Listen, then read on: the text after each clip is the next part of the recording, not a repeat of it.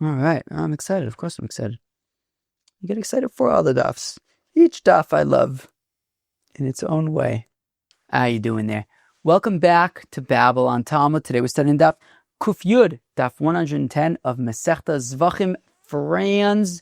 Okay, here's like another one of these dafs that, when was this? On Wednesday's daf, I think. Today's Friday. I think Wednesday's daf, I was like hoping it wasn't going to be, or maybe two, I don't remember. One recent daf, I was hoping like it wasn't going to be so long, but there were 6 sections to it, and it turned out to be long. So this also, I'm like hoping won't be too long, but there's 6 sections. So it's hard to like have a short daf that has 6 sections to it. But anyways, okay. Once again, today also, I feel like I'm missing something. I felt like yesterday I was missing something. Today I also feel like I'm missing something, but I don't see what I could be missing. So, okay. Anyways, today's daf, the first, at the beginning, we wrap up the previous mishnah. Yeah, just because the first topic is actually kind of like a technical one, I didn't really want to describe it because it wasn't particularly interesting, but it is, we are going to basically be wrapping up the kind of loose ends from the mishnah that we learned. It must have been yesterday, about shchutei chutz, of course. And yeah, there's actually a bunch of kind of technical stuff on this stuff. At the end, there's a very interesting discussion.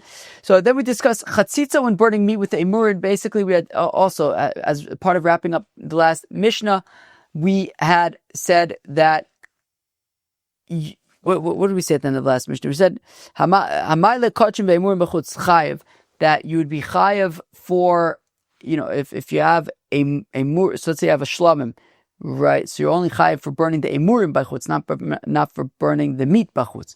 But what if you burn a kazayis of the emurin, but connected to the emurin is also meat? So the mishnah had said you can be chayiv for that. The Gemara asked, wait, but won't the meat be making a chatzizah? So we're gonna have 3 answers to that. So that's going to be interesting. Then we get in. There's a few mishnayos, by the way, in today's daf. We're going to be wrapping up yesterday's mishnah, but then we're going to learn 1, 2, 3 more mishnayos.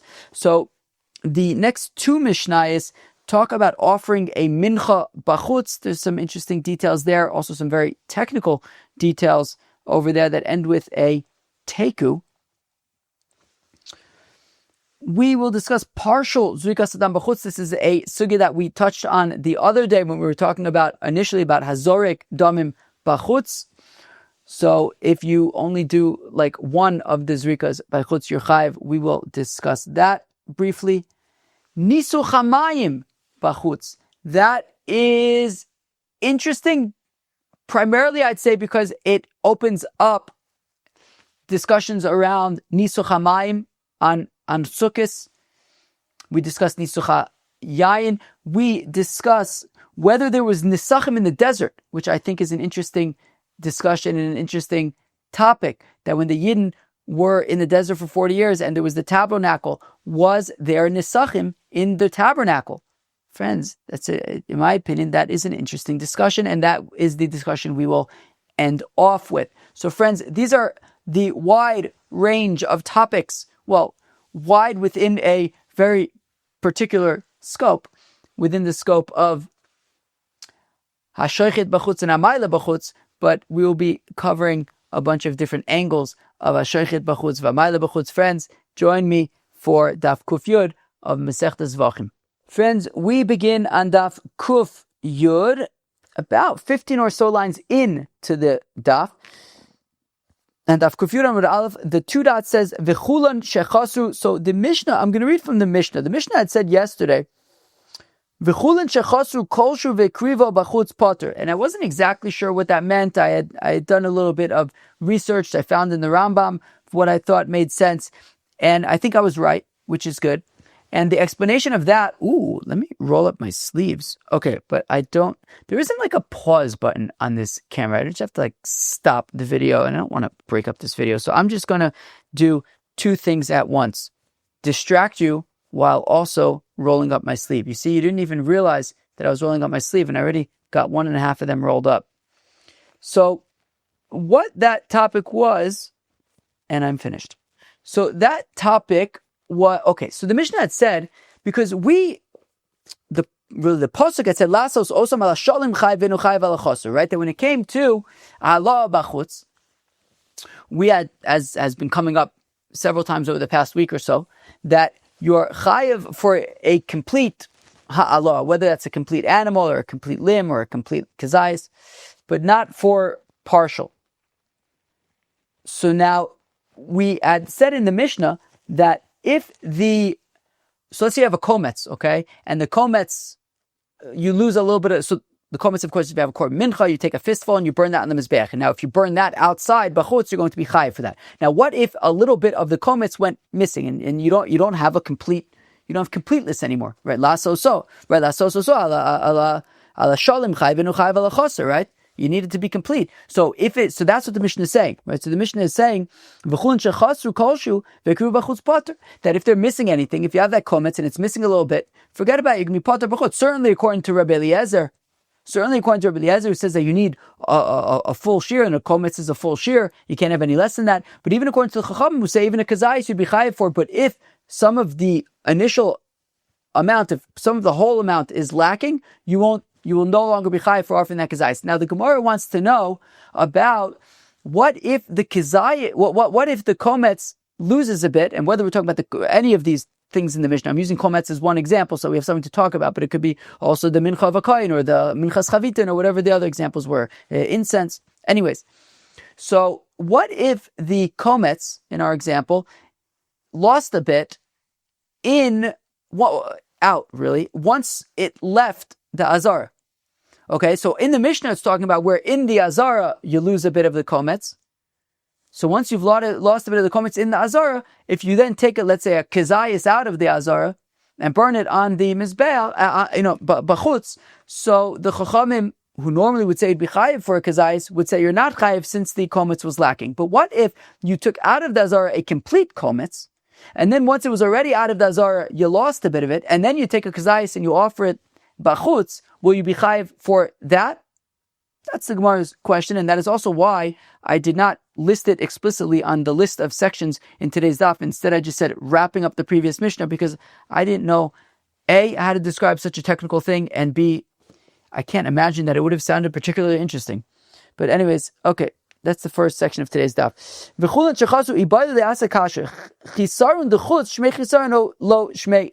As we just discussed, if I'm using the kometz for our example, though, as I said, it could apply to any of the others on the list in the Mishnah, that if the kometz, let's say in the azara, you lost a bit of it, so then we said in the Mishnah you'd be potter. But what if chisaron dechutz? What if when you took the kometz out of the azara, it was still whole, it was still complete, but once it was out of the azara, it lost a bit, it lost some of its volume. So shmei chisaron, would that be considered okay? Well, it's lacking, and there's no longer chiyuv for being maktir any part of it bachutz, even if it's a kazayis, according to Rabbanan, you would be potter because it's missing part of the kometz is missing. Oh, lo, what's the word that maybe I think it's been I don't know, tampered with, or no, but it's not tampered with. It's all right, whatever. Oh, lo shmei chisaron, or do we say that it is irrelevant? The chisaron that happens already bachutz, and you would be chayiv for offering a kazayis from this kometz. Do we say kevin the nafak if slulu mali choser mali? It says here yoser, but you could change that to yotze. So odilma yotze de ise be'ene in zeis be'ene lo. So one way to say it is so let's read it again. Do we say, look, Kevin the nafak if slulu, look, from the you had this kometz, and in the azar it was still whole, it was still complete. Great. The second you take it out of the azar, it's already puzzle. Are you seriously like splitting hairs now? I mean, like, well, we have this kometz that's already puzzle because it was puzzle b'yotze, and now we want to be like, wait, but now it's missing something. It's already puzzle. Once it's puzzle, it's over. Meaning, when it comes to hamayim bachutz, right? If you take this kometz and you take it out of the azara and you offer it bachutz, we're saying you're chayiv. Now, the second that kometz left the azara, it became pasul biyotze, and still we're saying you're taking this pasul kometz, you're going to offer it bachutz, and you're chayiv for that. Now, what's happening is you're taking this kometz out of the azara; it's becoming pasul. And now you want to say that you have this puzzle kometz, but now because this kometz, which is already puzzle, now lost some of its volume. I guess the question is, like, once something is puzzle, like, is it over? Or can, like, still things, can we still, is it like I don't know, how do you describe it?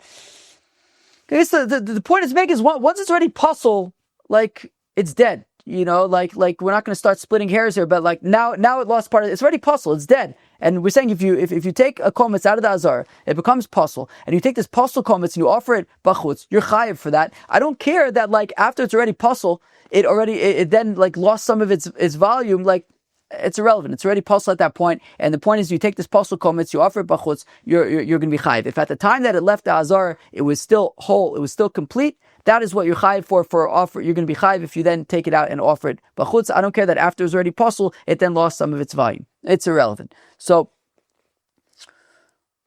but do we say kevin the nafak? Do we say, look, once already this kometz, which was complete at the time that it was taken out of the azar, and it's taken out of the azar if sulu, and at this point this kometz becomes puzzle, and you're then going to take it over and to the altar they have set up, and you're going to burn it there, and you're going to be chayiv for that. If in between leaving the azara and burning it on the mizbeach, it loses some of its volume, mali chaser, who cares if at the time that you burn it, it wasn't just puzzle, but it was also lacking some. Mali yotze, or what if it was simply just puzzle because it was yotze? Who cares? A puzzle thing that you're going to be chayiv for, you're going to be chayiv either way, whether it's puzzle just because it's yotze, or it's puzzle because it's yotze and it lost a little bit, you're going to be chayiv. Odilma, or do we say, no, it does matter. Yotze diisa be'enein, when you have a full shear that you take out of the azara, that you then go and burn on your altar that you set up there, that is what you're chayav for, a full kometz. Even a kazayis of a full kometz, but a full amount. Deleise be'ene, lo, but if it isn't full anymore, if it's not complete, I know that it at the time that it became incomplete, it was already puzzle, still, it needs to be complete, it's not complete. So Rabbi says, Rabbi Tashma Kamir, Rab Eliezer Poter ad she Yakriv es kulan. Rabbi says, look, Rabbi Eliezer says you have to offer the whole thing, so it would have to be whole. Amalei Rabbi Bar Rav Chanan Labai. Rabbi Bar Rav Chanan says to Abai, I don't understand what you're saying, Abai. Rabbi Eliezer Pashit Mar. You're answering from Rabbi Eliezer. The whole question is according to the Rabbanon. Of course, according to Rabbi Eliezer, if it's lacking some, you're going to be potter. Rabbi Eliezer says you have to offer the entire thing. If it's missing some of its volume, of course Rabbi Eliezer would say you're potter. We're asking about the Rabbanon, about if it loses some of its volume after you take it out of the azara, and then you offer a kazayis of it, would you be chayiv? That's a question for the Rabbanon. Why are you answering me from based on Rabbi Eliezer? We're not talking about Rabbi Eliezer. So Amar Lei, so Abai says, look, beferish shmiali minei de Rab.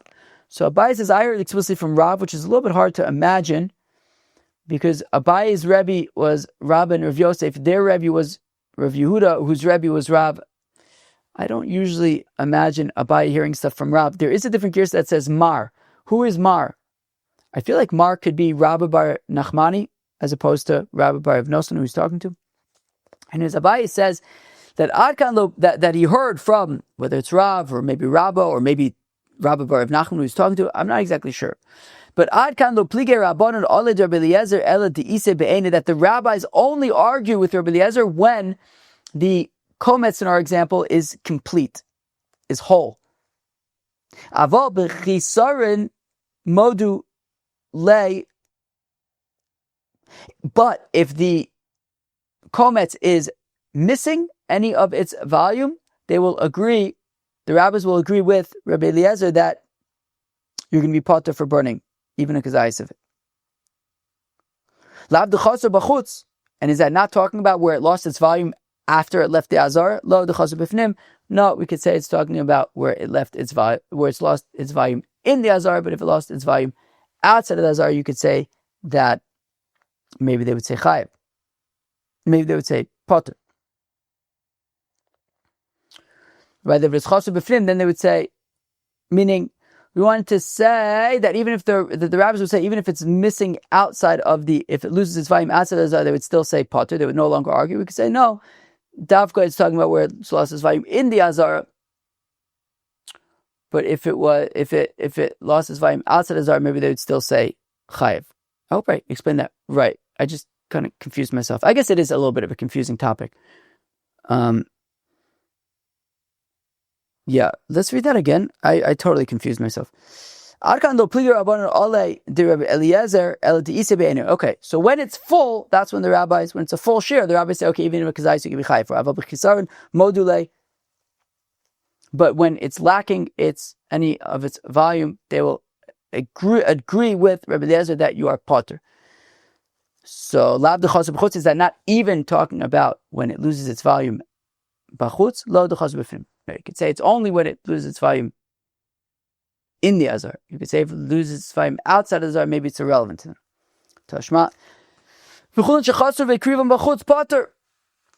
Lav dechas b'chutz, lo dechas b'fnim. Similarly, in our mishnah, when it talks about that if any of the komets is lacking, so everyone will say potter. Is that not talking about even if it becomes lacking bachutz? You could say no, it's dafka talking when it becomes lacking b'fnim. But if it becomes lacking bachutz, so then maybe it doesn't matter, and you would be chayiv. I hope I explained this right. I have no clue if I explained it right. I totally confused myself. It's confusing. I don't even know what to say. So we had this whole question about when it gets lacking, when it's already out bachutz, would that make any difference? Oh, sheesh. I'm totally confused. Give me a second. All right, just quickly before I confuse myself again. Basically, we learned yesterday the Mishnah that if you have like a full shear and then it becomes lacking, so then you'll be potter, even according to the Chacham, if you then are maile bachutz. The question is, what if you take it out of the azara and it's still whole at that time, and then it becomes lacking outside of the azara?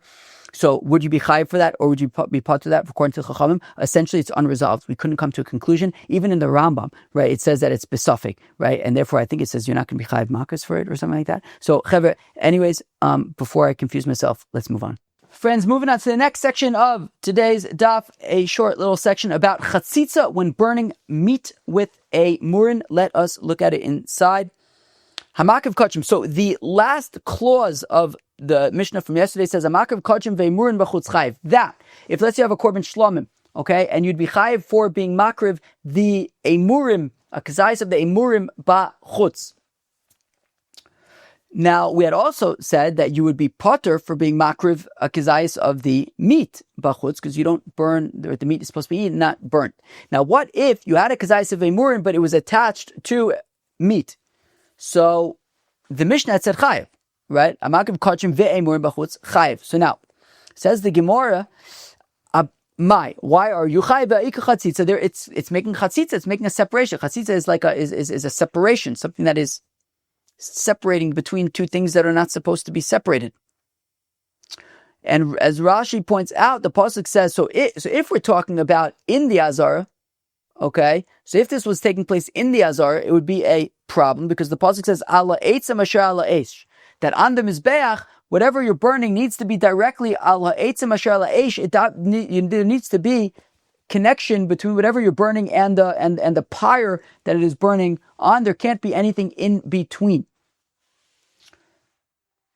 So now, the question is, when you are maile bachutz, if you are burning the emurim, and in between the emurim and the altar that you're burning on, there is some meat, would that be a separation? As we know in the mizbech, in the azar, that would be a problem. Would it be a problem over here?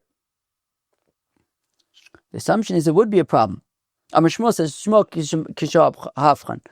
well, Shmuel says, okay, well, no big deal. Just flip over the piece so that the emurin are on the bottom, and they are directly touching the altar that is outside.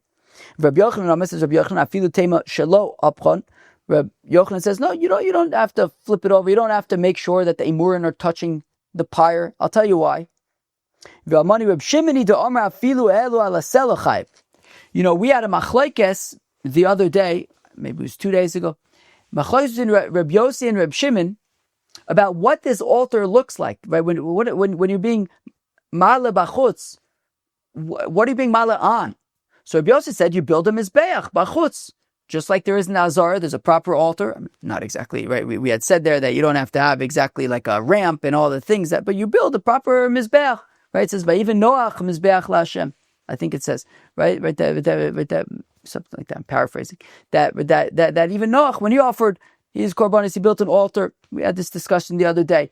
So Yossi says they have to have an altar, and it's similar to like in the Azara, and therefore, just like in the Azara, there cannot be any separations. There can't be a chatzizah. So also on the hamayim bachutz, there can't be any separations. But we saw the opinion of Reb Shimon, however, who says, nah, you don't need anything like in the Azara.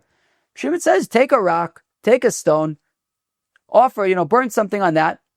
Hamayim bachutz, yichayv karis, mazel tov.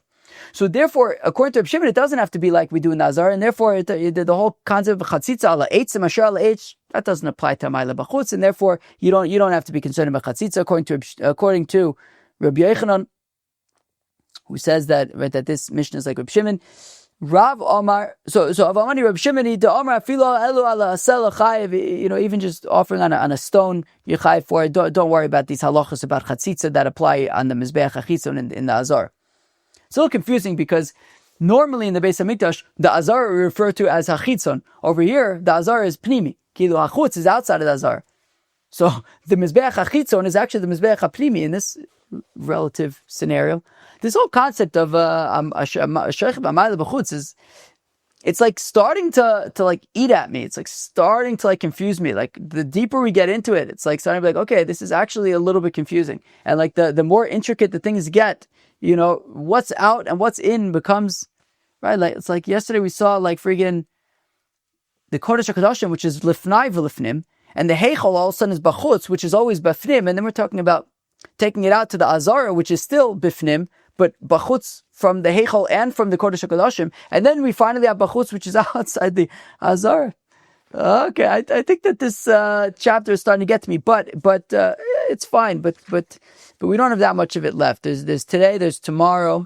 Tomorrow is, well, I'm recording tomorrow's daf today. It's Friday, but I'm not going to finish the parak tomorrow because I'm probably not going to have enough time to. Anyways, but we're like closing in on the daf now. So what were we saying? And finally, Rav Amar min b'mino in chotzitz. Rav's opinion is that this is min b'mino, it's not a chatzitza b'chlal. A very interesting answer, right? Meaning we're saying, isn't the meat going to be a chatzitza between the emurin and the fire? Rav says, even if you say like Rabbi Yossi, and chatzitza in principle is a problem, meat isn't chatzitza for emurin. Min b'mit, it's the same animal, keilu, right? So the meat won't be considered a separation between the emurin and the fire. You can't separate with yourself. It's the same thing. Min b'mino enu chotzetz, that the same type won't be a separation. Givaldig. Friends, now we are moving into the section of today's daf about offering a mincha bachutz. Okay, here we go. Says the Mishnah, mincha shelo nikmitza ve'ekriva bachutz potter. Now this obviously is not talking about something like a minchas kohanim or a minchas chavitin, because those are entirely burnt. And since they are meant to be entirely burnt, right, the halacha is that the mincha of a kohen, if a kohen says, I'm going to bring a flour offering to the temple, so that flour offering, there's no komets taken from that flour offering. There's no shiyaria mincha that are eaten by the other kohanim or by this kohen. No. Minchas kohen, the mincha of a kohen is entirely burnt on the mizbech. So obviously if we're talking about taking a komets, we're not talking about that. It's talking about if I'm just a regular guy, I'm looking forward to being able to offer a korban mincha in the Beis HaMikdash. And so a Yisrael, or even a Levi, who offers a flour, who donates a flour offering, brings a minchas nedava. So the kohen takes a kometz, a fistful from the mincha, and burns that on the mizbech. So mincha lo nikmitza, so a mincha where the kometz has not yet been taken from it, ve'kriva bachutz, and it was offered bachutz when it wasn't, but when there was no kometz taken from it, potter, you're potter for that, because you need to offer, what you're supposed to be burning is just the kometz, not the whole thing that a kometz has not been taken from. Kamtza v'chazar komtza l'socha ve'kriva bachutz chayiv. This is interesting. What if the kohen took a kometz from the mincha, but then the kometz got mixed back in with the rest of the mincha. So somewhere in that mincha is the komets, and then you burn that whole thing, bachutz. So there we say you will be chayiv. Says the Gemara, the interesting question. Why? Meaning, when you take a komets, when a komets is taken, and then it gets mixed back in with the rest, so the idea is if you offer that whole flour situation, bachutz, you'll be chayiv. I think the point is because in there is the komets. You're basically offering the komets bachutz with a whole bunch of other flour. The Gemara wants to know, shouldn't the komets be batel berov? Azoi. Shouldn't the komets be batel berov? When the komets falls back into the rest of the flour should be mavatel. That one fistful of flour. Friends, what do you think about the Gemara's kasha? V'amai, Libate shirayim, the komets. All of the rest of the flour should be mavatel, the komets that fell in. Well, it says the word haktara by the komets as well as by the shirayim. Ma'aktaras komets, ein komets mevatel chaveru, just like by a komets, a big komets won't be mevatel a little komets. Avaktar shirayim. So also when it comes to shirayim, ein shirayim mevatel komets. The shirayim will not be mevatel komets. This is learned out. This right? We've learned in the past. I don't know how many, maybe a few weeks ago. Ein dam mevatel dam. There was opinion that blood cannot be mevatel other blood. We learned, but it said on Yom Kippur. On Yom Kippur, after the Kohen Gadol has done the avodah lefnai v'lefnim, he goes back out to the Heichel, and there it says that I think it's taka machlekes, but let's assume that, like the opinion who says this, that then you join together the blood of the cow and the blood of the goat, you join it together in one big mixture, and then you apply that mixture to the Mizbeach HaPnimi, to the Mizbeach HaZov / Mizbeach HaKetoris. It's all the same thing.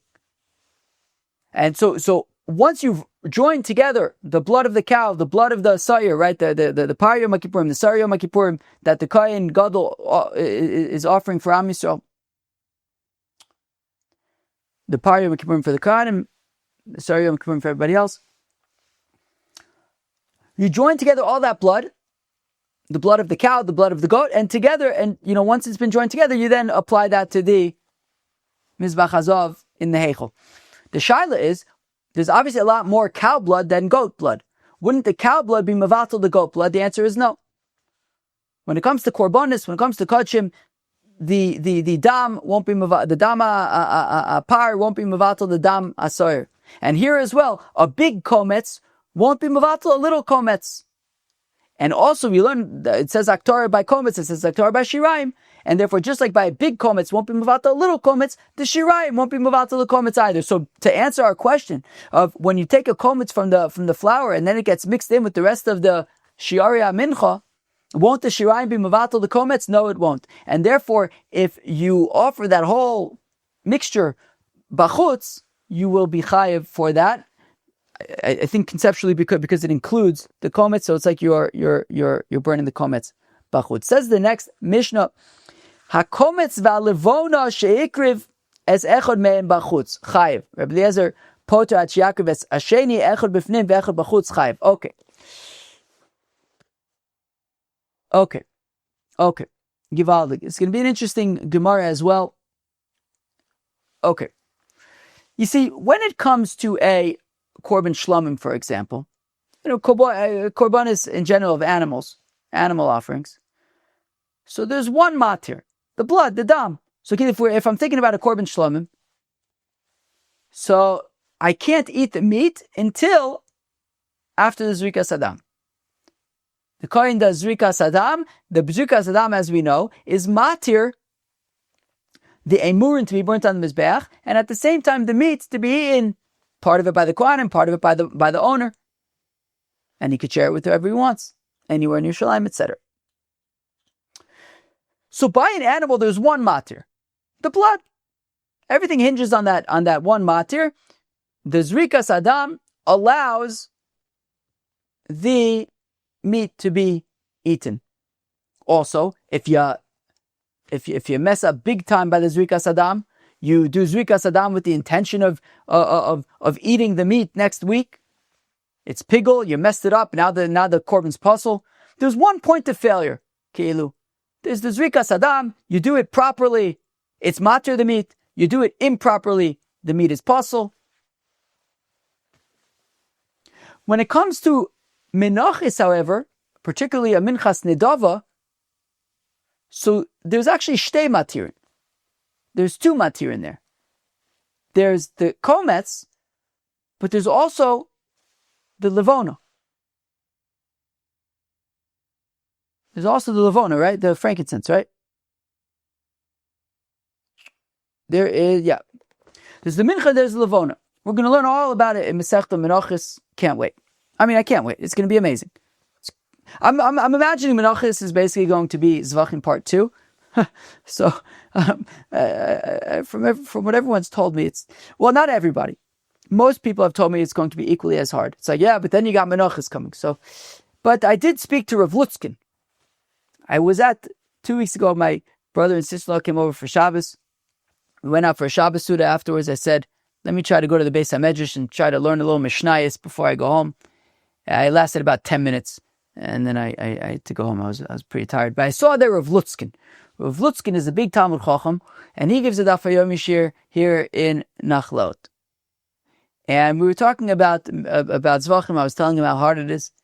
And he was saying that Menachos is actually a little bit easier because you kind of, you understand, it's built on, I guess you could say, Zevachim, and we know a lot. We know a lot, friends. We know a lot.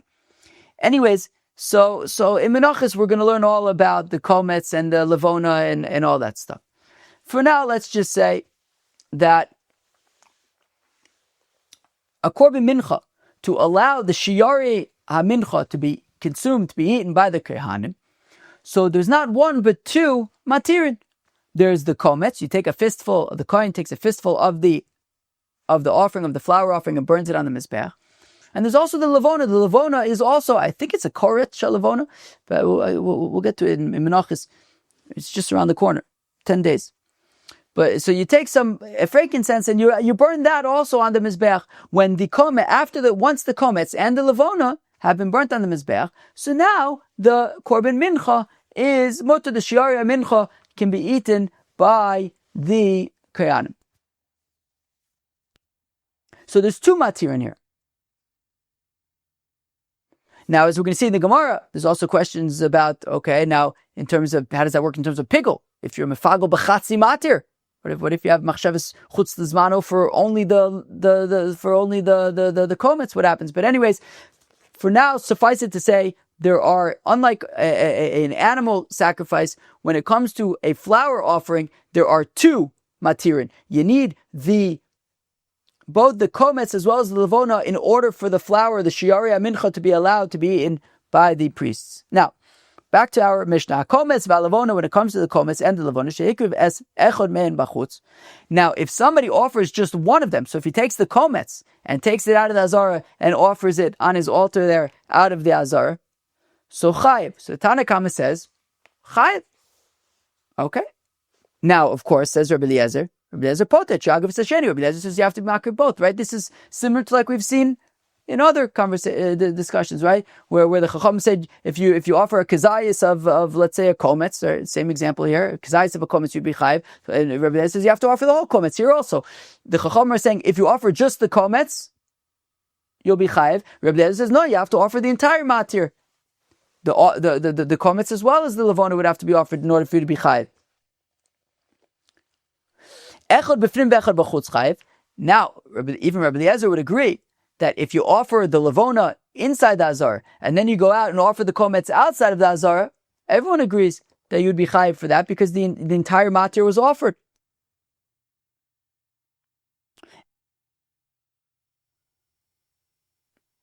Wait, did I skip? No, I didn't skip. No. I'm going to read it again just to be sure that I didn't skip. I didn't skip. According to the Tanakam, if you offer one of them bachutz, you're chayiv. Rabbi Eliezer potat Yaakov es hasheni. Rabbi Eliezer says you have to offer both of them. Echad b'fnim ve'echad bachutz chayiv. And if you offer let's say the levona inside and the komets outside, you're going to be chayiv. Now, similarly, we see by the shnei baziche levona, which we're also going to learn about in Masechta Menachos. Masechta Menachos, we're going to learn all about the lechem haponim. Now, the lechem haponim were the showbreads. Every Shabbos, there would be one mishmar leaving, another mishmar coming. And every Shabbos, they would take, I don't remember, who would eat the showbreads? Would it be split between the two mishmaros, the mishmar ayotze and mishmar anichmas? Or would it only go to the mishmar ayotze? I don't remember. I have to look it up. But anyways, on Shabbos, that's when those showbreads would be eaten. Now, the showbreads all week were on the shulchan. The shulchan was in the heichel, and there were 2 stacks of breads on the shulchan, 6 breads on each stack. I don't remember if it's a machlokas, but let's just say that. That's for sure at least one opinion.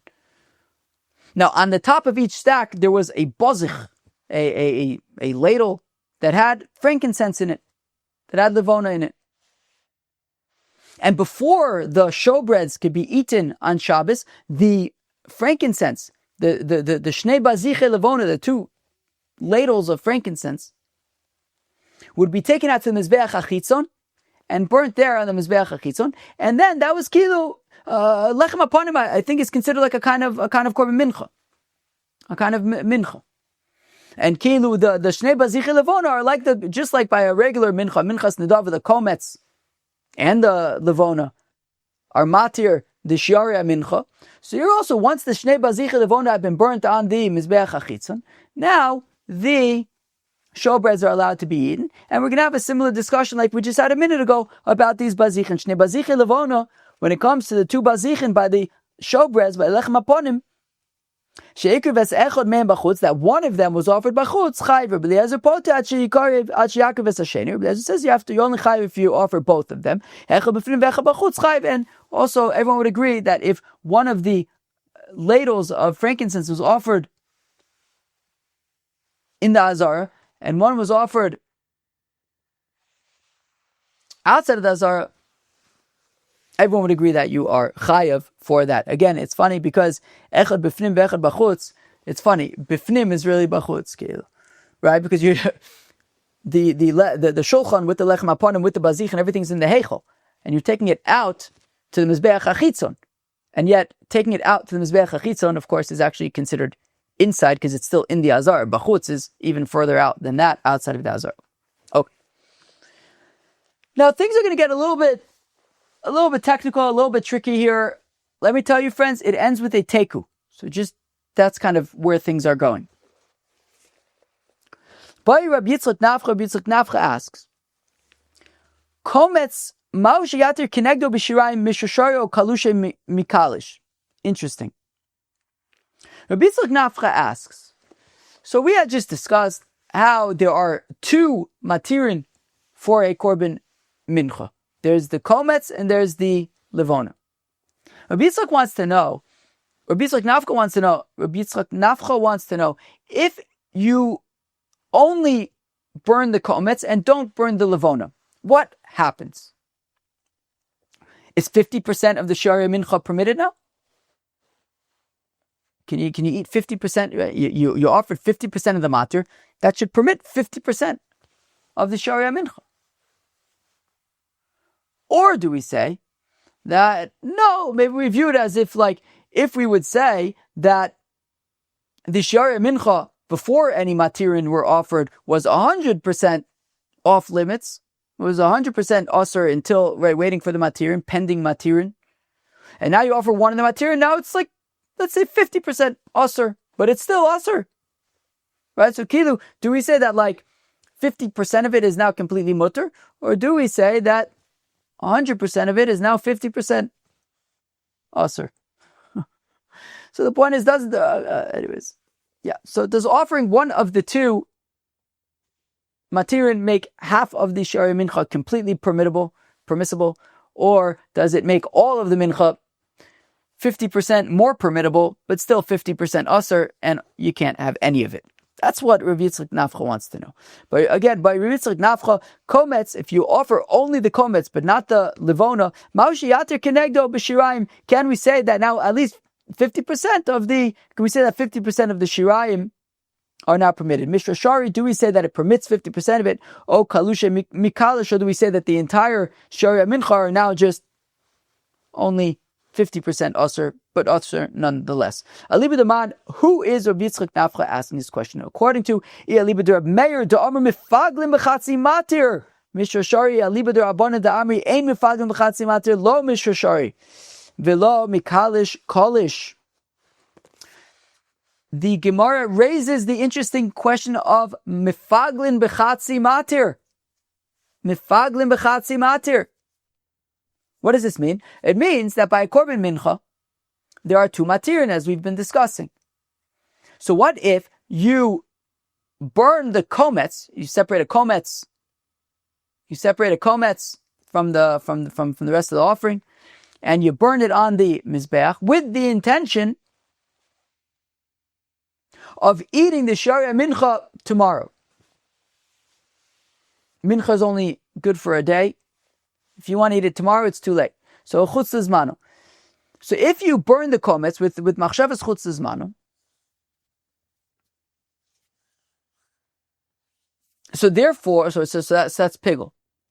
So the question is there a concept of pigul b'chatzi matir? That if you have machshavas pigul by just the komets, is that going to make the shiaria mincha pigul in any way?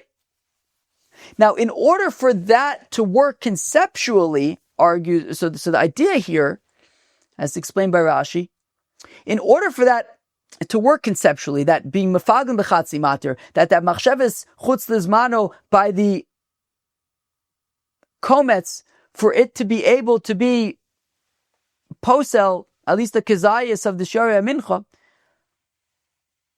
the assumption is that if you were to kosherly burn the komets, if you were to take a komets and burn it on the mizbeach properly, it would have at least freed up and been permitting at least the kezayis of the sharia mincha, such that if you had intention to eat that kezayis, chutz lizmano, that kezayis is pigul. So the idea is that in order to entertain the possibility of mefaglim b'chatzi matir, it must be that what that chatzi matir accomplishes is that it must be permitting to some extent the sharia mincha, such that if you have then intention to eat that, what this matir was permitting, chutz lizmano, it would then be pigul. So therefore, according to Reb Meir, who says mefaglim b'chatzi matir, what's Rav Yitzchak Nafcha's question? Of course, it's permitted. Of course, the komets is permitting some amount of the matir. And if it's like the Rabbanon who say ein mefaglim b'chatzi matir, that having machshavas chutz lizmano by the komets,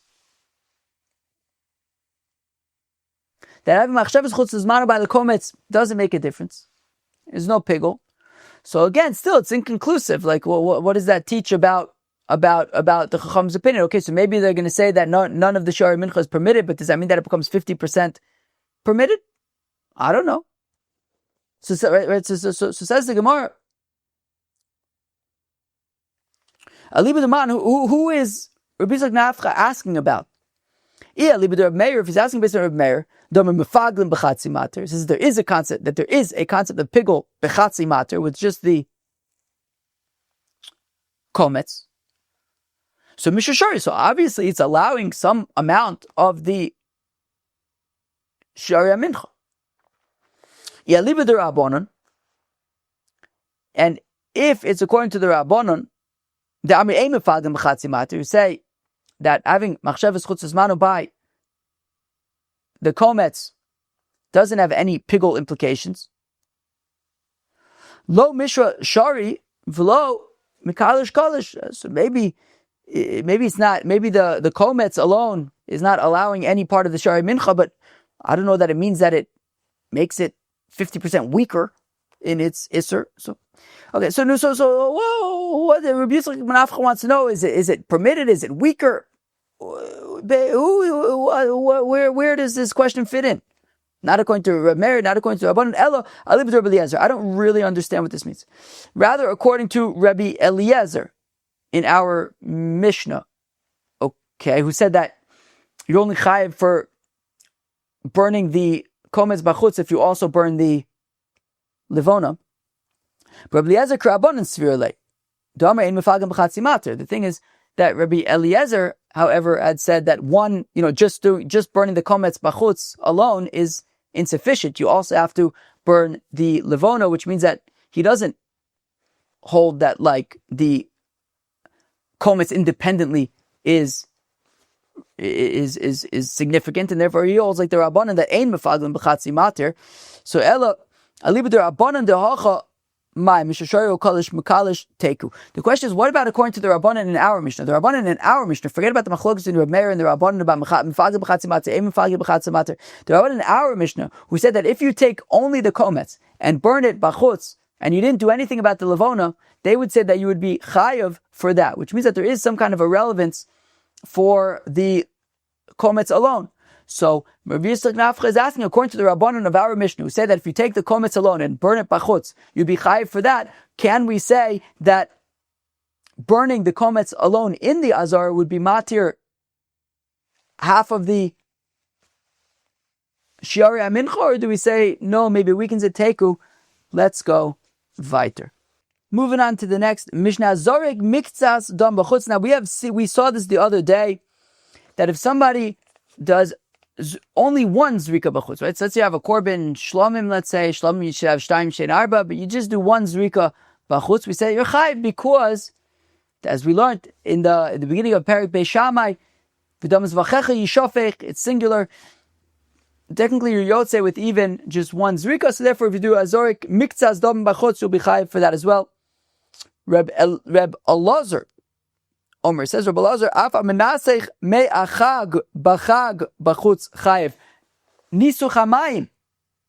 Nisuch hamayim, of course, on Sukkis, Simchas Pesach Shoeva. Of course, on Sukkis, every morning with the Talmud Shel Shachar, along with the wine, I believe it was yes, of course, the Mishnah talks about finishing at the same time. So along with the Nisuch hayayin, with the Talmud Shel Shachar, there would also be Nisuch hamayim. There would be water libations on Sukkot. If one were to libate that water bachutz, so then you would be chayiv for that on Sukkot. Again, Rabbi Elazar, Mr. Rabbi Elazar, amenasich me'achag, the Nisuch hamayim on Sukkot, bachag, on Sukkot, bachutz, outside of the Azar, chayiv. Rabbi Nechemia Omer says, Rabbi Nechemia, shiori adam, shekrivam bachutz chayiv, that the shiori adam, the Gemara is going to discuss shiori of which dam, but the shiori adam, if the leftover blood, I'll tell you a secret, of the chatos apnimios, where you have to do all the matanos adam. So the shiori adam, if you then took that out, mamish out, not just outside the Azar, but outside of the Azar, and we're shofei that bachutz, so says Reb Nechemia, you would be chayiv for that as well. So now on the topic of partial zerikas hadam bachutz, says the Gemara, Amar Rav, says Rav, umode Reb, says here Reb Elazar, I'm going to say Rabbi Eliezer. It's been a big question over the past few days. Is it Rabbi Eliezer? Is it Reb Elazar? I've been going with Rabbi Eliezer because that's what the text of the Gemara has been until now. So I'm going to go with, meaning I think we could say in the Mishnah where we were talking about Rabbi Elazar by Nisuch hamayim, I think that's a different thing. But the Rabbi Eliezer that we've been seeing that keeps on requiring the full amount and not less than that, I've been referring to as Rabbi Eliezer. The Gemara has been referring to as Rabbi Eliezer also. Now it's saying Rabbi Elazar. The mishnah I think refers to Rabbi Elazar, but we've been saying Rabbi Eliezer. We can go with Rabbi Eliezer for now. You do what you want. Amar Rav Moder Rabbi Eliezer be damim ditnan. You see, Rabbi Elazar, Rabbi Elazar makes more sense because that's what the Mishnah says. So, I don't know. Rabbi Eliezer, Rabbi Elazar, Rabbi Shimon Omrim, Mimokim Shaposak Hu Maskil. So, here is the deal.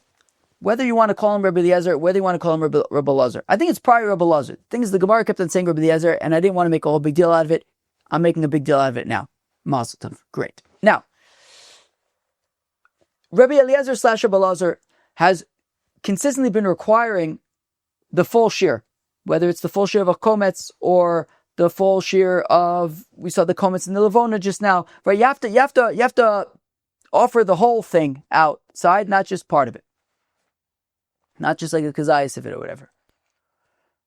So now, says Rava, he would, however, he would agree with this argument, with this statement, that somebody who offers miktzas damim bachutz, you'd be chayiv, and that applies even for chatos apnimios, right? Even for a param davar shel tzibur, for example, where all of the applications of blood in the heichal on the mizbach hazav, you have to do all of them. By chatas achitzon, that was the machlokes between Beis Shammai and Beis Hillel in the beginning of Perek Beis Shammai. By chatas achitzon, is it sufficient to do just one matan damim, matnos hadam? It was confusing for me to get the right language when we were learning at that time, and I guess it hasn't gotten any less confusing. But one application of blood versus Beis Shammai says you have to do at least 2 applications of blood. But everyone agrees when it comes to the chatos apnimios, you have to, all 4 are ma'akev.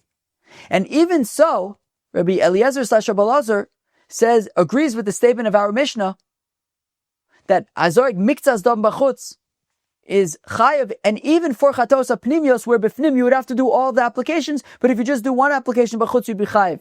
How come? Because this relates to a Mishnah in Masechta Yoma, where the Mishnah discusses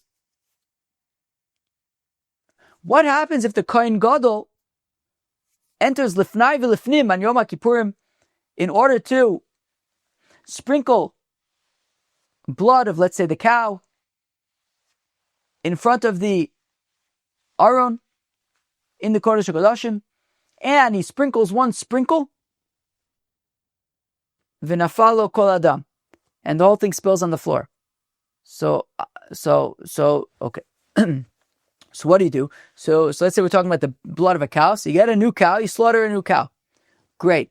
And you take the blood back into the Kodesh HaKodashim. Now where do you start from? Do you start from 0 or do you start from 1? You already did one sprinkle. So Rabbi Elazar and Rabbi Shimon say, you start with sprinkle number 2. Sprinkle 1 counts. So we see that even though you have to do all the sprinkles, right? You can't just do one sprinkle and say, okay, I'm done here. If it all spills on the floor, you have to slaughter a whole nother cow in order to pick up where you left off. But that one sprinkle stands. And therefore, according to Rabbi Elazar and Rabbi Shimon, but we're talking about Rabbi Elazar. So according to Rabbi Elazar's opinion, as well as Rabbi Shimon, Rabbi Elazar's opinion is that even though you have to do all the sprinkles, each one in its own right is still stands, is still significant. And therefore, sprinkling even one application of blood bachutz, you'll be chayiv even for chatos apnimios, where you have to do all of them. But even though you have to do all of them, each one in its own right stands. And the proof being that if all the blood spilled out on the floor, you could just start again where you left off. Okay. So again, Amar Rava says, Rava Moder Rabbi Elazar admits b'dam when it comes to the blood, that even though all 4 are ma'akev, even if you just did one, he would say that you're chayiv. The Tanah that we learned in the Mishnah in Yoma, Reb Elazar, Reb Shimon Omrim mimakim shapasak hu maskil, that we're at whatever sprinkling he had done prior to the blood spilling on the floor, those count, and he picks up from there. So we see that each individual blood is significant in its own right. And now we move on to the topic of Nisuch hamayim bachutz. Says the Gemara, Reb Elazar Omer, really quoting the Mishnah, somebody who libates the Nisuch hamayim on Sukkos outside of the Azara is chayiv. Rabbi Yochanan says, Rabbi Menachem Yodfaya. Okay, Rabbi Yochanan says, in the name of Rabbi Menachem Yodfa, Rabbi Elazar Beshitas Rabbi Akiva Rabbo Amr, that when Rabbi Elazar made this point, that one would be chayav for halah bachutz for the Nisuch hamayim on Sukkos, he holds like his Rebbe Rabbi Akiva, the Omar, who says Nisuch hamayim de'oraisa, that Nisuch hamayim is de'oraisa.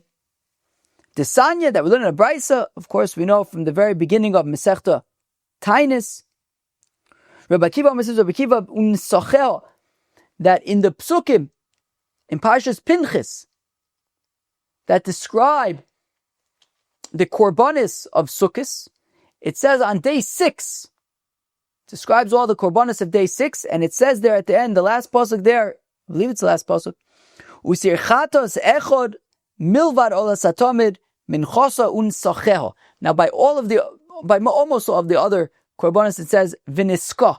Here it says unisacheho, plural, and we learn from the plurality there that we're talking about not just nisuch yayin, but also nisuch hamayim.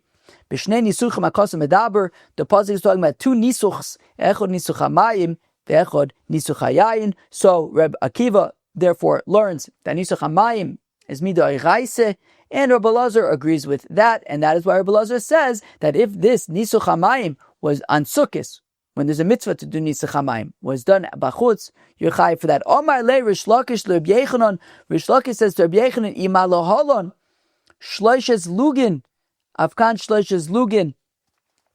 Reb Yochanan, Rish Lakish says to Reb Yochanan, wait. That if we are comparing and juxtaposing nisuch hamayim to nisuch hayayin, right? Nisachim with two nissachim, nisuch hamayim, nisuch hayayin. Well, we should say that just like nisuch hayayin, the shiur is the minimum shiur of nisuch hayayin is 3 logs, as I think we discussed yesterday. That is the amount of nisuch hayayin for a sheep, is 3 logs, 3 lugin. So then I would think that the amount of water for nisuch hamayim is 3 lugin. However, Rabbi Elazar mei achag ka'amar. Rabbi Elazar simply said mei achag. He didn't say anything about 3 lugin, and it's a machlokes in the mishnah in Masechta Sukkah. The Tanna Kama says it's 3 lugin. Rabbi Yehuda says it's 1 log. So it's taka machlokes, and Rabbi Elazar didn't take any sides there, implying that it doesn't have to be 3 lugin. Ve'od, and more so, I malaholon b'shar yemos ashane, afkan b'shar yemos ashane. We should say that just like nisuch hayayin applies all year, so then I guess at least when it comes to offering a bachutz, but I guess maybe, I don't know, if we're talking about nisuch hayayin, maybe we can even say that if nisuch hayayin is all year round, so is part of the argument that we should maybe say that nisuch hamayim should be all year round? Maybe. But anyways, Rabbi Elazar, where am I?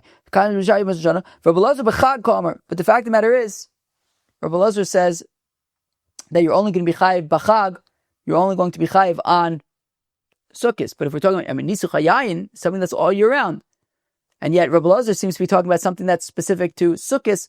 So if we are learning out, in fact, if we're so Rish Lakish asked Rabbi Yochanan. Rabbi Yochanan, Rab Menachem Yodfa had said that essentially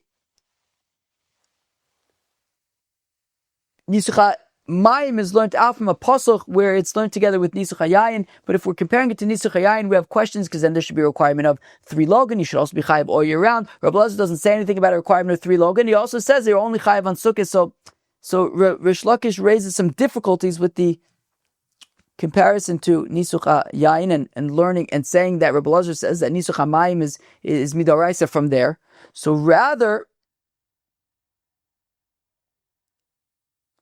Ishtamitze had the Amar Reb Yossi, Rabbi Asi, that Reb Menachem Yodfa slipped his mind that which Rabbi Asi said. The Amar Rabbi Asi says, Rabbi Asi Rabbi Yechanan, Mishum Reb Nechunya ish bikas beis chorsin, esunetias arava v'nisuch hamayim halacha l'Moshe misinai. That says Reb Nechunya, says Reb Asi, the name of Reb Yochanan, the name of Nechunya ish bikas beis chorsin. Where's bikas beis chorsin? Where's bikas beis chorsin? Eser netias arav v'nisuch hamayim halacha l'Moshe misinai. What's that eser netias? It's a mishnah, Masechta Shvius. The mishnah Masechta Shvius describes that when it comes to Shemitah, if you have a beis sa'ah and you have 10 young saplings spread out in that beis sa'ah, you can plow the entire beis sa'ah up until Shemitah begins, in order to support those young saplings up until Shemitah begins. That's halacha l'Moshe Sinai. Another halacha l'Moshe Sinai, arava. That also the mishnayos in Masechta Sukkah describe that on Sukkot, I believe it was every day of Sukkot, they would take a trip down to Motza, which is outside of Yerushalayim. Anybody coming to Yerushalayim from Tel Aviv passes Motza, right across from Beit Zayit, and over there from Motza they would take Aravis and they would take them up to the Beis Hamikdash, and they would surround the Mizbeach with these Aravis, and that was a ceremony that would happen every single day during Sukkot. And then, of course, there was Hoshana Rabbah. That's halacha Moshe Sinai as well. That Arava ceremony, so halacha Moshe Sinai. And lastly, halacha Moshe Sinai is Nisuch hamayim. Nisuch hamayim is halacha Moshe Sinai, and halacha Moshe Sinai has a status of deoraisa, and therefore we are not learning out. I guess it's maybe an asmachta. We are not learning out Nisuch hamayim from, or at least Rabbi Elazar doesn't learn out Nisuch hamayim from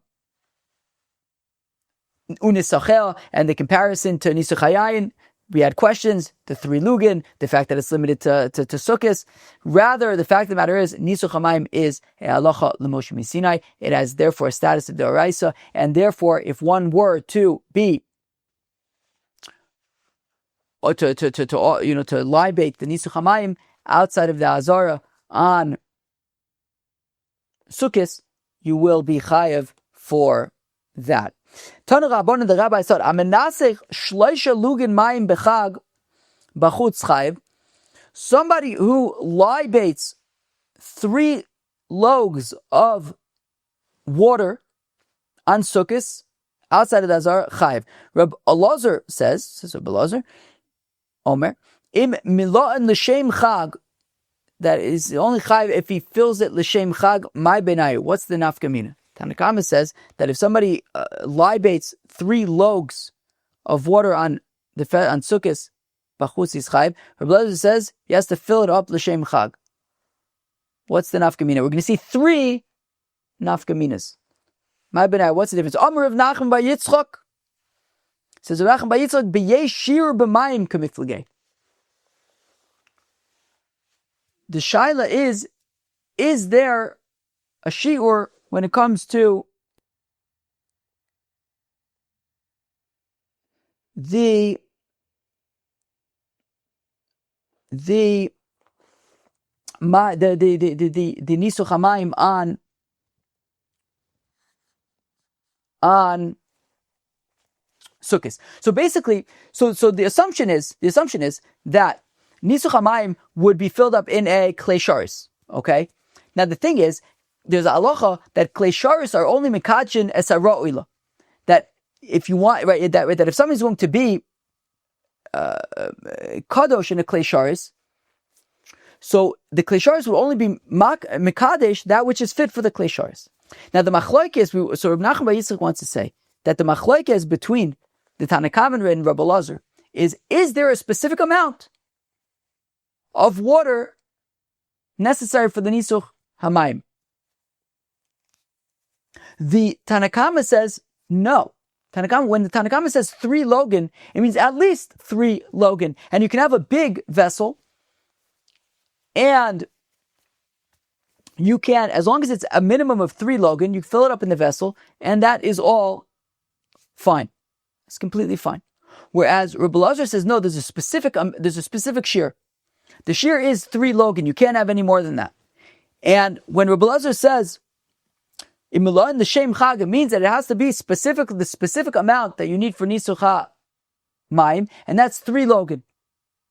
And only if you put 3 logan into the klei sharis will be mekadesh it. Any more than that, it's not fit for the klei sharis, and the klei sharis won't be mekadesh it.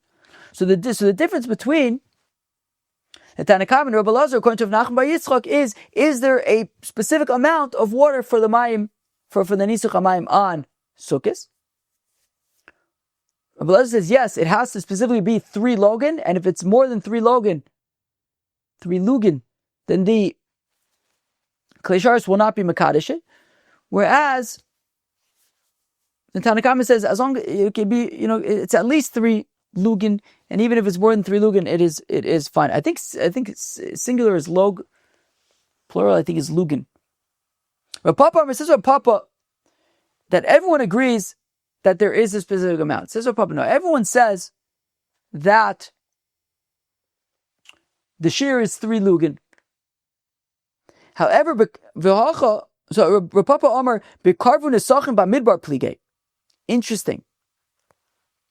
The question here is, do you need a klisharis? The question here is, do you need a klisharis? The question is here, do you need a klisharis?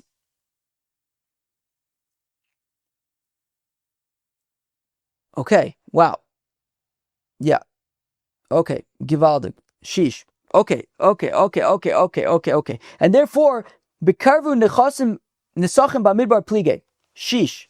Is a gewaltige machlokas, very gewaltige machlokas, very gewaltige machlokas, very gewaltige machlokas, very interesting machlokas.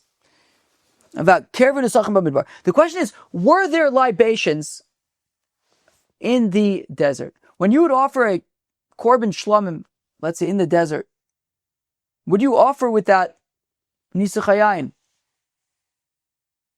So there are psukim. I'm going to read you some psukim. There's psukim in Parshas Shlach. In Parshas Shlach, in the 4th aliyah in Parshas Shlach, at the very beginning of the 15th chapter of Sefer Bamidbar, I'm going to read you a few psukim. It says, "Vaydaber Shem Moshe Lemor, Dabro b'nei Yisrael v'mata alem, ki savayu el Eretz Moshe v'seichem, asher ani nosin lachem." When you go into Eretz Yisrael, I'm going to give you Eretz Yisrael. When you go in there, when you go into Eretz Yisrael, Vasisem ishel Hashem olo zevach lefalen neder o bin davo b'madeichen lasos v'echen koach l'Hashem and abako min atzon. You're going to bring korbanis. V'hikuv amakiv korbanu l'Hashem mincha soles Yisrael Babble b'arvius ayin shemen v'yayin lenesech arvius ayin ta'asa ala olo zevach. Okay, what did we just read? That's the question: is what did we just read? So before we get into what we just read, I'll say it without getting into the machlokes. What we read is that the psukim said, you're going to go into Eretz Yisrael, something's going to happen when you go into Eretz Yisrael, and it started talking about nissachim. So essentially it's saying when you go into the psukim are saying when you go into Eretz Yisrael, there's going to be nissachim. What does that mean? Does that imply that there was no nissachim in the midbar? So it's taka machlokes. So that's one opinion. One opinion is yes, that's exactly correct. That's exactly correct. What it's saying is that in the midbar, the entire time in the midbar, there was no nissachim. There was no nissachim in the midbar. And the pasuk is saying that when you come into Eretz Yisrael, and after the 7 years of capturing the land, and after the 7 years of dividing up the land, you will then have the Mishkan in Shiloh. I think the Mishkan in Shiloh was there. I think it was for like 300 years. It might be the first Mishnah in the next. I think the Mishnah in the next parak, I think might discuss that. You'll set up the Mishkan in Shiloh.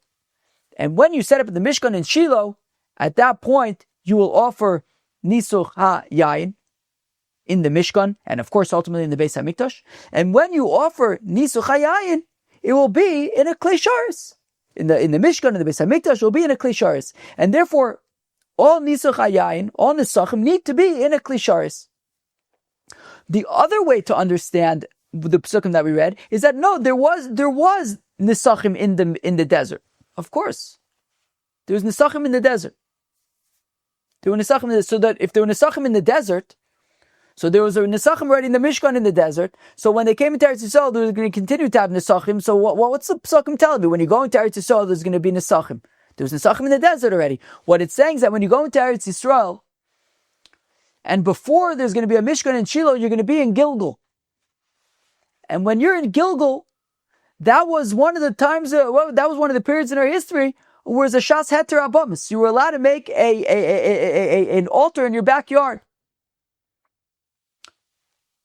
Once already there was a Mishkan in Shiloh, there was a shas isra abamis. You could no longer make a altar in your backyard. But before Shiloh, during this 14 years as they were conquering and dividing up the land, there was a shas heter abamis. You can make a bama in your backyard and offer a korban on it. And what the Psukim is saying, what the Torah is saying there is that yes, in the desert, in the Mishkan in Gilgal and in Shiloh, everywhere, of course, there's nissachim. But what's going to happen is you're going to go into Eretz Yisrael, and it's going to be a shas heter abamis, and you're allowed to offer korbanos in your backyard on your own altar. And when you offer a korban in your backyard, if you offer a korban shlomim in your backyard on your own altar, you will offer libations as well. The Torah is saying when you're going to go into Eretz Yisrael and you're going to offer korbanos in your backyard, use libations. You're going to offer also nissachim there as well. And obviously, you're not going to be, the nissachim is obviously not going to be with klei sharis. Klei sharis are in the Mishkan, klei sharis are in the Beis HaMikdash. So what the Torah is saying is that you can do nissachim without a klei sharis. That's what the Torah is saying. There's no requirement for klei sharis. According to the opinion who said that there was no nissachim in the desert, and what the Torah is saying is that when you come into the Eretz Yisrael and you set up the Mishkan in Shiloh, there will be nissachim with klei sharis in the Mishkan in Shiloh. What about during the Shas Heter Abamas? What did you do about nissachim? There were no nissachim. There were no nissachim in your backyard. According to that opinion, nissachim were only in Shiloh, in the Beis HaMikdash, with klei sharis. There's no nissachim without klei sharis. All nissachim are only with klei sharis, to be positive about it.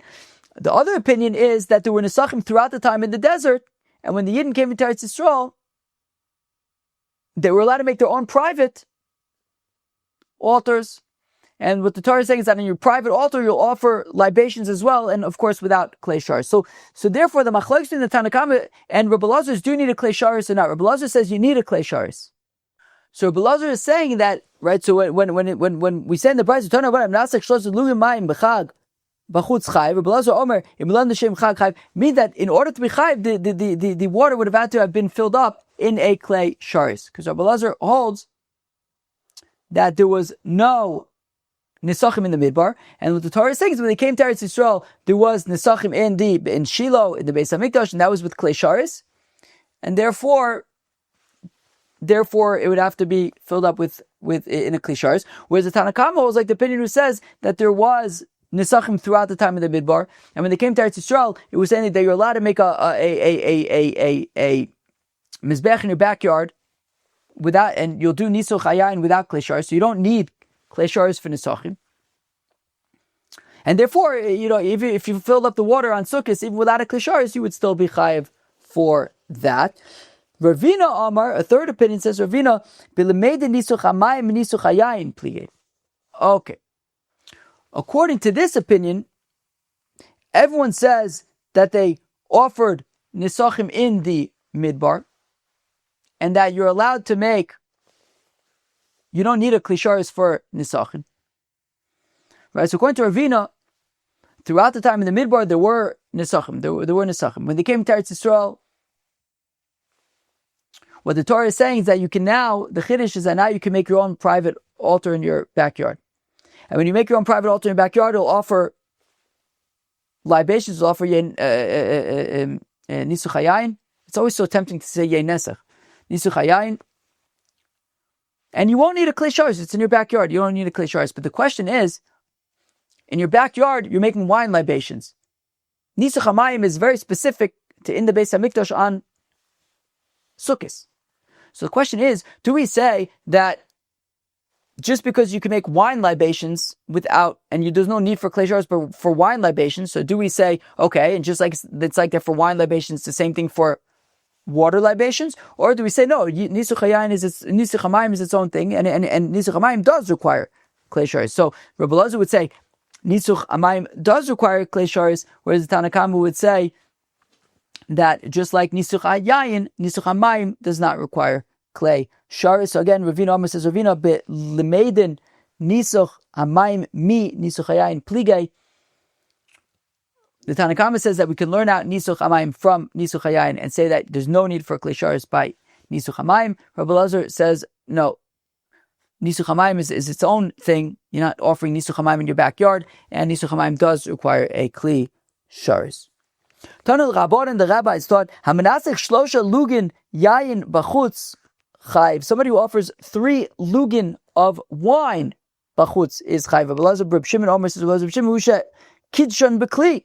that is only if the wine was made holy in a kli shares. My benai, what's the difference? Amr Rav Ada bar Rav Yitzchak beirutze midos ika benayu. So it says Rav Ada bar Yitzchak, the difference is the overflow of the measures, right? So both agree that you need klei sharis. The thing is, how do you view when you fill up the surface tension? I think, right?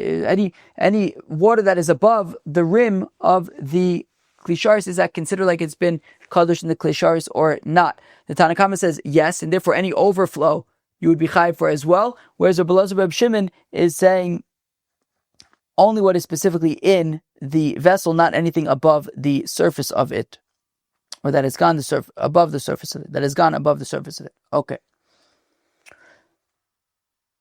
Rava Brei de Rabba Omar Kervu Nissachim Ba Midbar Ika Benayu. Whereas Rava Brei de Rabba brings it back to the discussion that we just had about were there nissachim in the midbar or not, i.e., is there a requirement for klei shares for Nisuch hayayin or not? That according to the Tanna Kama, there was no requirement for klei shares. According to Rabbi Shimon, there is a requirement for klei shares. And it's like the machlokas tanoim decided to learn about it. Bamas yochid eino tzricha nissachim divrei Rebbe.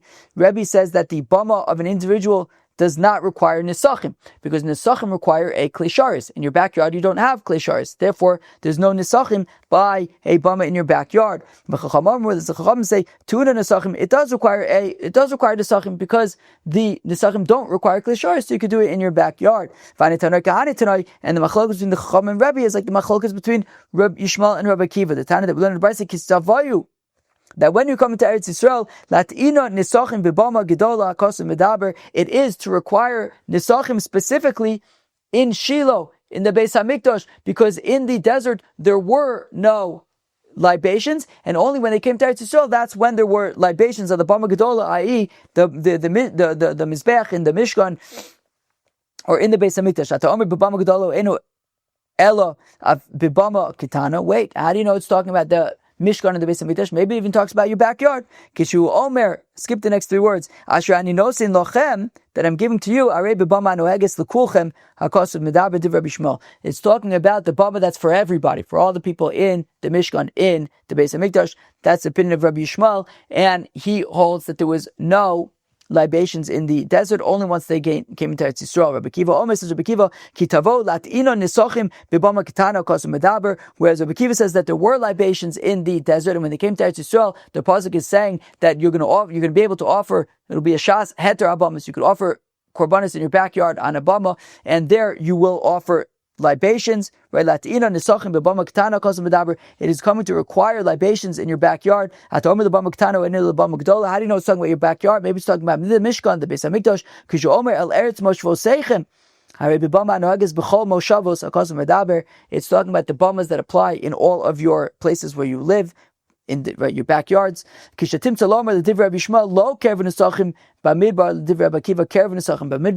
you can break it down by this and say that according to Rabbi Yishmael, there were no nissachim in the midbar, and it only started once they came to Eretz Yisrael, and we're saying specifically that there were nissachim in the Mishkan Shiloh, in the Beis Hamikdash.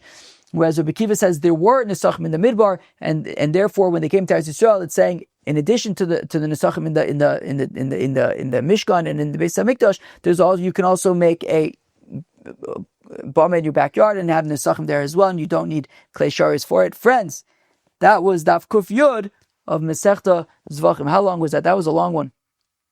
An hour and a half. Oh, sheesh. So much for hoping that it was going to be a short daf. I told you, if there's 6 sections, it's probably not going to be a short daf. Oh, boy. Friends, that was Daf Kuf Yud of Masechta Zevachim. We wrapped up the previous mishnah. We talked about the technical question that confused me about if you take a kometz or whatever else we talked about in the mishnah outside of the Azara and then it loses its volume. Is that going to, I don't remember, do something that, is it going to be considered like it lost its volume, in which case you'd be pater bachutz? Do we say that? Chatzizah when burning meat with emurin, because the mishnah had said that if you burn the emurin, a kazayis of the emurim bachutz, but there's also meat connected to it, you're nonetheless chayiv. So what about the fact that the meat should be a chatzitza? Shmuel says that, well, just make sure that the emurim are face down. and therefore there won't be a chatzitza. Rabbi Yochanan says, according to that the mishnah is according to Rabbi Shimon, who says you could just make a bama on any rock that you find, and we're not comparing it to how they do things in the Azara where you can't have a chatzitza. Here you can have a chatzitza, it's fine. Rav says it's not considered a chatzitza. Right? Min b'mino ein chotzitz. Right? If you have meat, is not going to be chatzitza for the emurin. So it's not b'chlal chatzitza according to Rav. We discussed offering a korban mincha bachutz. We said pater for offering an unkometz mincha. Right? If you take the entire thing and you haven't yet taken a kometz and you dump it on an altar outside, you'll be pater for that.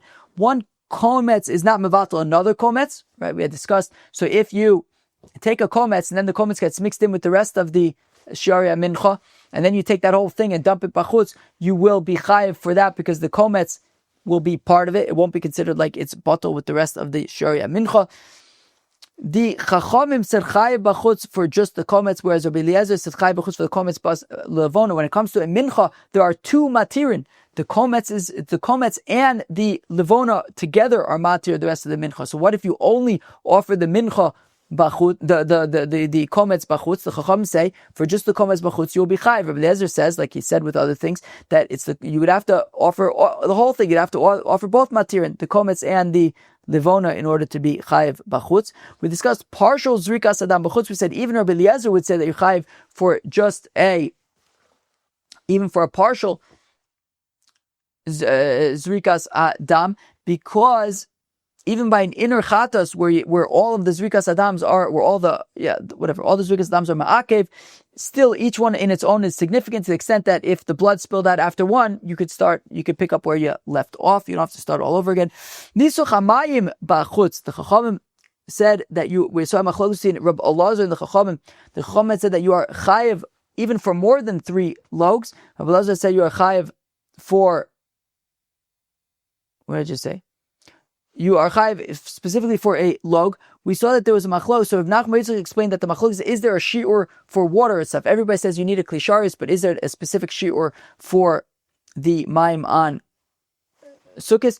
Rav Papa says that everyone agrees that there is a shiur, but there's machlok about is there nissachim in the desert? The nafka mina being, do you actually need a klisharis for nissachim or not? And Ravina says even if you say that you don't need a klisharis for nissachim, the question is, does that apply only to nisuch hayayin or also for nisuch hamayim?